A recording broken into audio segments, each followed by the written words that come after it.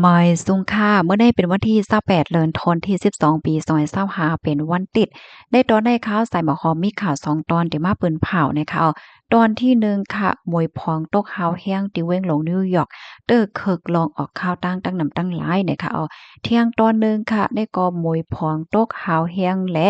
กามาผ่ากันแน่50ลำค่ะเนาะมีคนรู้สึกแล้วก็ก้นหมัดเจ็บนะคะเฮาค่ะมารับถอมด้วยลองตั้งไล่โหย่อยยามันคันเข้ามาถ่อมด้วยข่าวเงาดีเว้งลงนิวยอร์กอ่อนตั้งเนี่ยค่ะดีนิวยอร์กค่ะหมวยตกขาวแห้งสุดในฮอบ3ปีว่าเนี่ยค่ะนับตั้งเอาวันที่26ต่อปฮอดถึงวันที่27เดือนธันวาคมที่12ปี2025จอมหนังกินข้าวยามในปื้นตีนั่นไหนมวยพองตกขาวแห้งเนี่ยค่ะติเลยว่าตกแห้งสุดในฮอบข่าวตั้ง3ปีว่าเฮ็ดจังได๋ค่ะนะ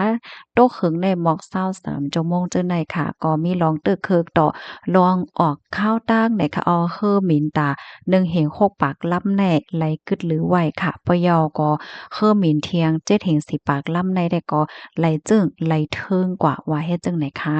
กว้างเฮอหมินตีอันไหลหับพรตุ่มยวนแฮงสุดในได้ก็ได้เป็นกว้างเฮอหมินจอห์นเอฟเคนเนดีนะคะยอก็กว้างเฮอหมินหนวกนะคะกว้างเฮอหมินลิเบอร์ตี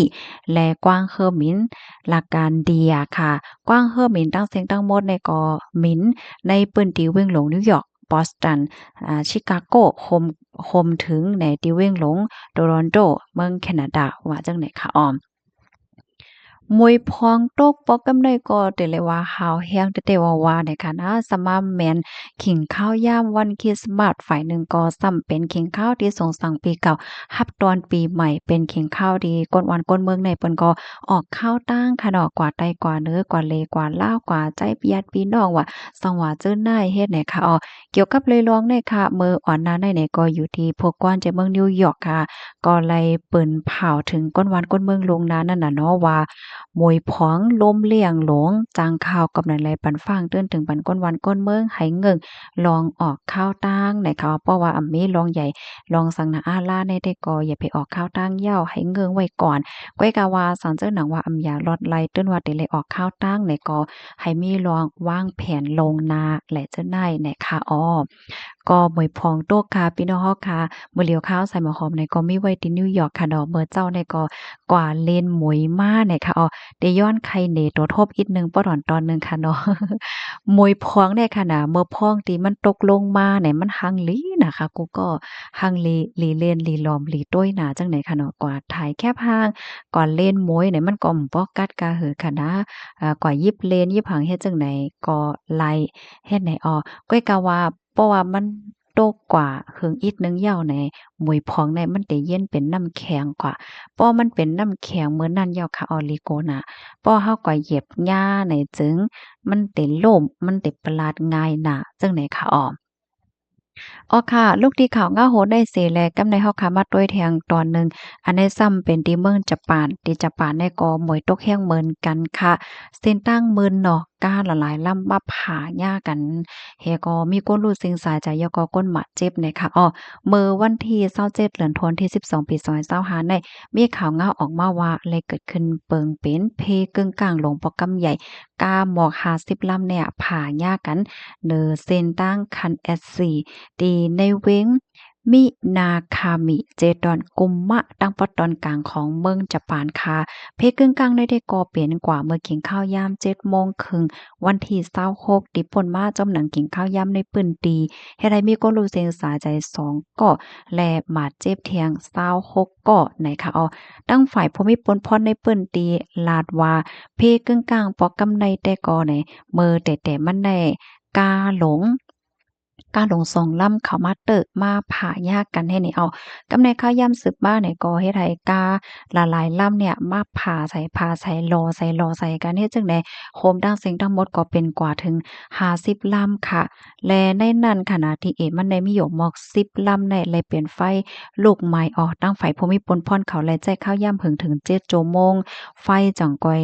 แขไลจังได๋ค่ะนะก้นอันรูดเซ็งสายใจกว่านั้นได้ก็เป็นนางยิ่งอายุและ77 ปีเป็นก้นโตเกียวนะคะ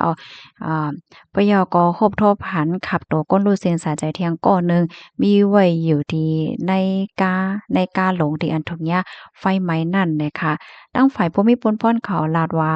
เปิงเป็นเพกกึ่งกลางในปอกกำในก้นอันไรหับหมาเจ็บหาวแห้งในมีหาก่ออันหมาเจ็บอิดออสมี21ก่อนะคะ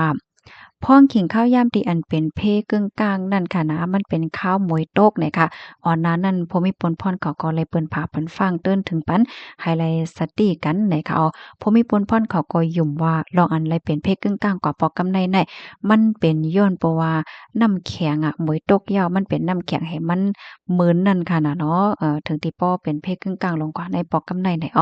ข้อมูลตอนในได้ก็ค่ะเลยเปิดมาที่ห้องการข่าวไปปิดสิออกไหว้เนี่ยค่ะค่ะนี่ก็เป็นข่าวเงา2ตอน2โหเนี่ยค่ะเนาะมวยในโอ้โฮเมื่อพองที่มันตกเมื่อพองที่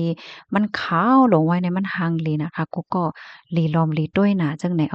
ก้อยกะว่า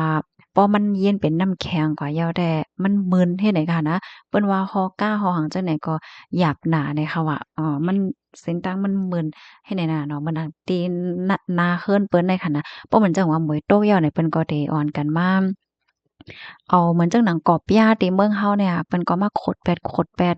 ตีอันนาเฮิรนไผนาเฮิรนมันเฮ็ดให้